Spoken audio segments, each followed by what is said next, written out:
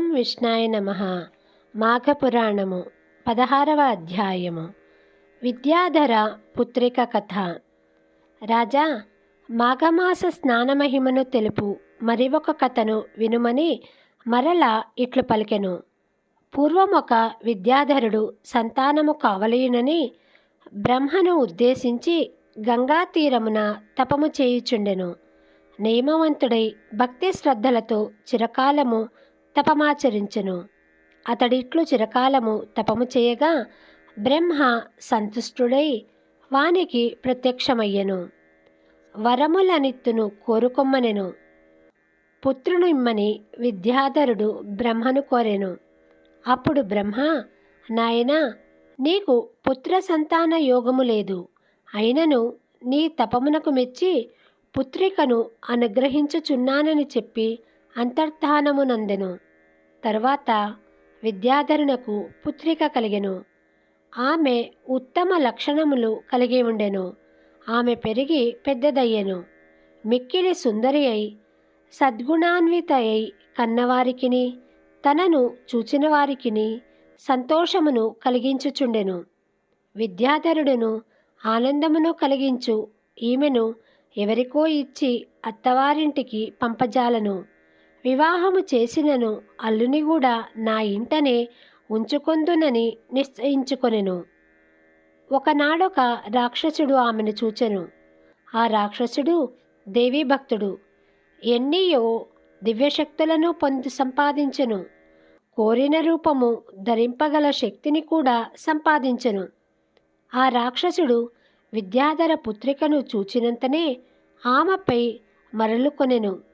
ఆమెను ఎట్లైనా వివాహము చేసుకొనవలెనని తలచెను. ఆ రాక్షసుడు మిక్కిలి శక్తిమంతుడు. శివుని తపముచే మెప్పించి శివుని శూలమును కోరి పొందెను. శివుడును వానికి శూలమునిచ్చుచు, ఓయి, ఇది నీ శత్రువునకు అధీనమైనచో నీవు మరణింతువని చెప్పి ఇచ్చెను. వరగర్వితుడైన రాక్షసుడు, నన్ను మించిన శత్రువుడు ఎవ్వడు? నా ఆయుధము శత్రువునేట్లు చేరెను అని తలిచిన వరదాన గర్వితుడై ఎవరినీ లెక్క చేయక ప్రవర్తించుచుండెను. అట్టి రాక్షసుడు విద్యాధర పుత్రికను చూచి, సుందరి, నన్ను వరించుమని అడిగెను. ఆమెయు నా తండ్రిని అడుగమని చెప్పెను. రాక్షసుడును విద్యాధరుని వద్దకు పోయి వాని కుమార్తెనిచ్చి వివాహము చేయుమని కోరెను. విద్యాధరుడు వానికి తన కుమార్తెనిచ్చి వివాహము చేయుటకు తిరస్కరించెను. రాక్షసుడు చేయునది లేక మరలివచ్చెను. విద్యాధర పుత్రికను హరించి సురక్షితముగా సముద్రము క్రిందనున్న తన ఇంటనుంచెను. శుభముహూర్తమున ఆమెను వివాహమాడదలిచెను. విద్యాధరుడును తన పుత్రిక ఏమైనదో అని విచారించుచుండెను. ఆ రాక్షసుడు బ్రహ్మ వద్దకు పోయి తన వివాహమునకు మంచి ముహూర్తమును చెప్పమని అడగగా బ్రహ్మ 8 మాసముల తర్వాత మంచి శుభముహూర్తమున్నది, అంతవరకు ఆగుమని చెప్పెను. రాక్షసుడు అందులకు అంగీకరించెను. అతడు విద్యాధర పుత్రికతో 8 మాసముల తర్వాత శుభముహూర్తమున నిన్ను వివాహమాడుదును. ఈ లోపున నిన్నేమియు బాధింపను. నీవు కోరిన వస్తువులను తెచ్చి ఇత్తుననగా ఆమె ఏమియు మాటలాడలేదు. రాక్షసుడు మరలా అడుగగా, నాకు ఇప్పుడు ఏమీ అక్కరలేదు. ప్రతి సోమవారము సాయంకాలమున శివుని దర్శించే వ్రతమున్నది. దర్శించి పూజించుటకు శివలింగం ఎచ్చటనున్నదో చూపు అని అడిగెను. ఆ రాక్షసుడు పాతాళములో నున్న హటకేశ్వరుని చూపెను. విద్యాధర పుత్రికయు రాక్షసుని అనుమతితో శివ సందర్శనమునకై ప్రతి సోమవారము పాతాళమునకు పోయి వచ్చుచుండెను. ఒకనాడు ఆమె పాతాళలోకమున ఉన్న హటకేశ్వర స్వామిని దర్శింపవెళ్ళెను. అప్పుడు అచ్చటకు త్రిలోక సంచారియగు నారద మహర్షియు హటకేశ్వరుని దర్శింపవచ్చి ఆమెను చూచెను.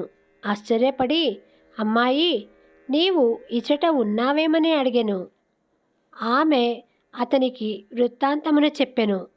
రాక్షసుడు తనను సముద్రము క్రిందనున్న గృహమున నిర్బంధించనని చెప్పెను. నారదుడు ఆమె చెప్పినదంతయు వినెను. అమ్మాయి, భయపడకుము.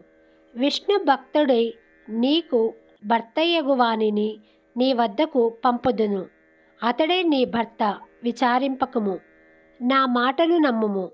నీకొక ఉపాయమును చెప్పెదను వినుము. ఇచట శివునికెదురుగా మానస సరోవరము కలదు. మాఘమాసమున నీవీ సరస్సు స్నానమున ఆచరింపుము. గంధ పుష్పాదులతో శ్రీమన్నారాయణుని పూజించి ప్రదక్షిణ నమస్కారములు చేయుము. మాఘమాసమంతయు ఇట్లు చేయుము.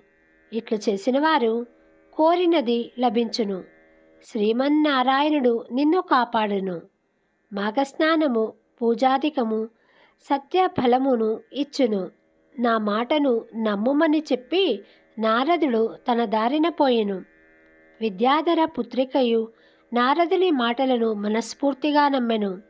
మాఘమాసమంతయు హటకేశ్వరపురమున మానస సరోవరము వద్దకు వెళ్ళి స్నానము చేసి పూజ మున్నగు వాణిని చేయుచుండెను.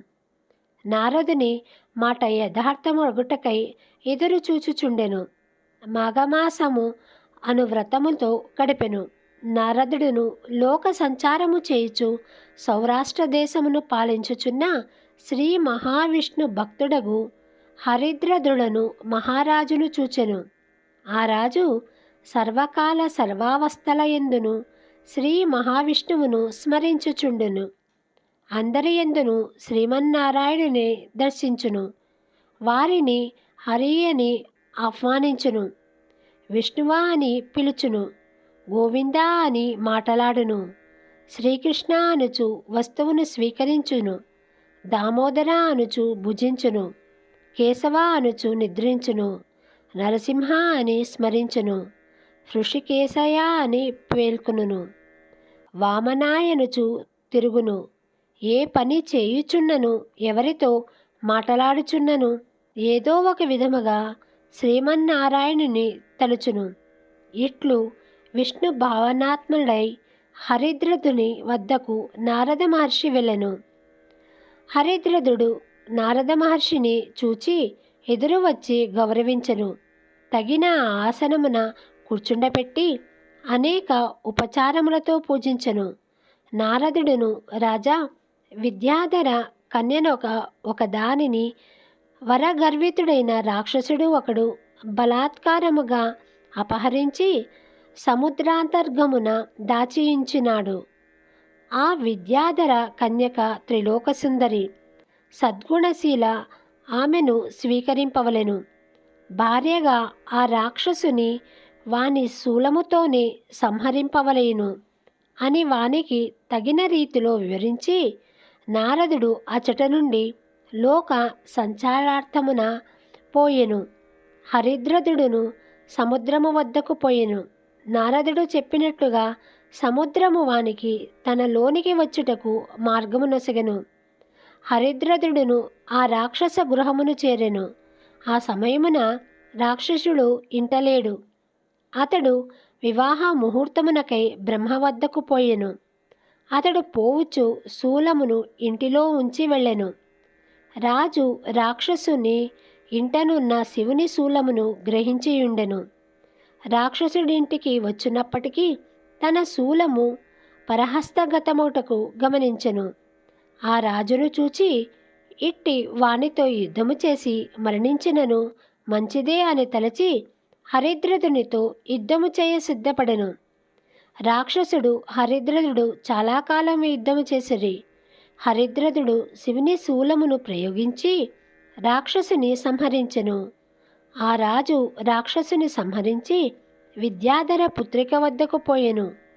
ఆమెయు నారదుని మాటను స్మృతికి తెచ్చుకొనెను. వానిని భర్తగా వరించెను. హరిద్రదుడును ఆమెను వివాహమాడెను. ఆ దంపతులను విష్ణు భక్తులై విష్ణు పూజను మాఘమాస స్నానమును మానక చేయుచుండిరి.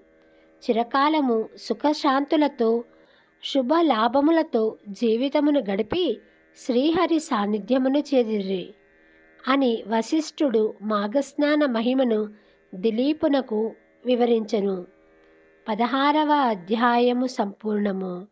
శుభం భవతు.